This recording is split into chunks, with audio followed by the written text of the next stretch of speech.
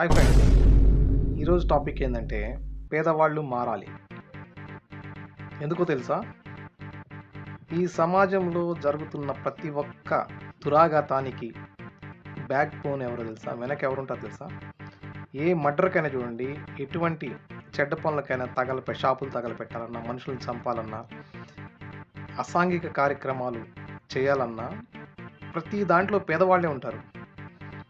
అందరూ కోటీశ్వర్లు పెద్దవాళ్ళకి భయపడతారు కానీ వాళ్ళకి కాదు భయపడాల్సింది.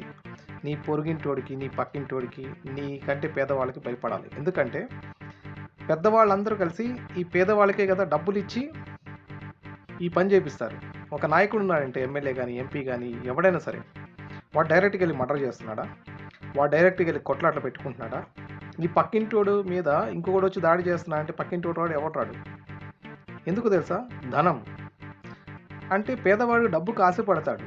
ఆశపడి అసలు ఏమాత్రం సంబంధం లేని వ్యక్తిని నిర్దాక్ష్యంగా నలుగురు వచ్చి చంపేస్తుంటాడు. వాడికి వీడికి అసలు సంబంధం ఉండదు. ఎవడో ఎక్కడో లవరో, లేకపోతే ఏదైనా బిజినెస్లో గొడవలో, లేకపోతే రాజకీయ కక్షో, ఏదో కక్ష ఉంటే నలుగురు పంపిస్తాడు. ఆ నలుగురు చంపిన నలుగురికి చచ్చినోడికి ఏం సంబంధం ఉండదు. కానీ కసిగా చంపుతారండి. ఎందుకు, ఎలా చంపుతారు నాకు అర్థం కాదు. కానీ ఎంత కసిగా చంపుతారు. గొడ్డళ్ళు పెట్టుకొని, లేకపోతే మారణాయుధ ముక్కలు చేస్తుంటారు కదా ఘోరంగా.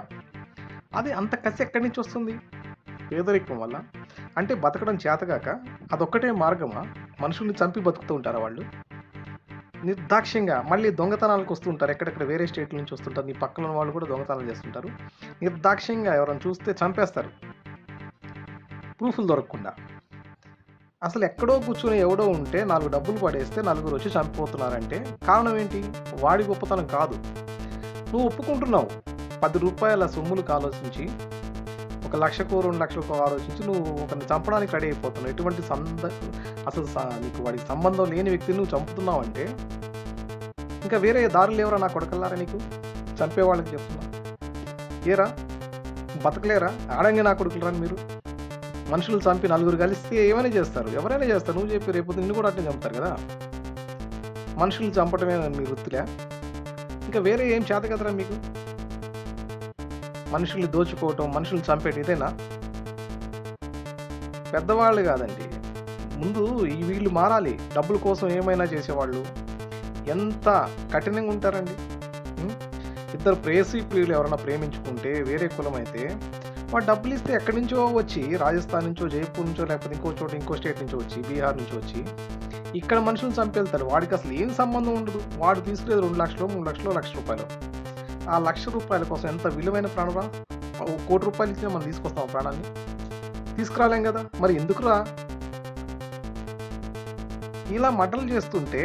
మళ్ళీ మెయిన్ అక్యూజ్ వీరుండు, ఆ చంపమని చెప్పినోడే ఉంటాడు దొరికితే కనుక. ఈ అమృతారావు గారు కూడా అంతే చేశారు కదా. వీళ్ళిద్దరిని చంపేశారు కదా, ప్రేమికుల్ని, అమృత అండ్ ప్రణయ్.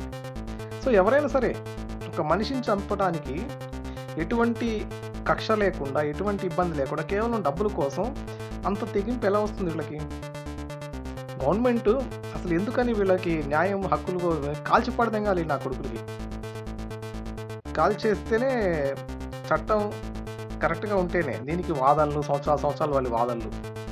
అరే దానికి మళ్ళీ సాక్షులు, చాలా కేసులు, వాయిదాల మీద వాయిదాలు. ఇలా ఎన్ని జరుగుతున్నాయి సమాజంలో? ఏం లేదు ఫ్రెండ్స్, నాకు ఎందుకు అనిపించింది చెప్పాలని, బాధ అనిపిస్తుంది.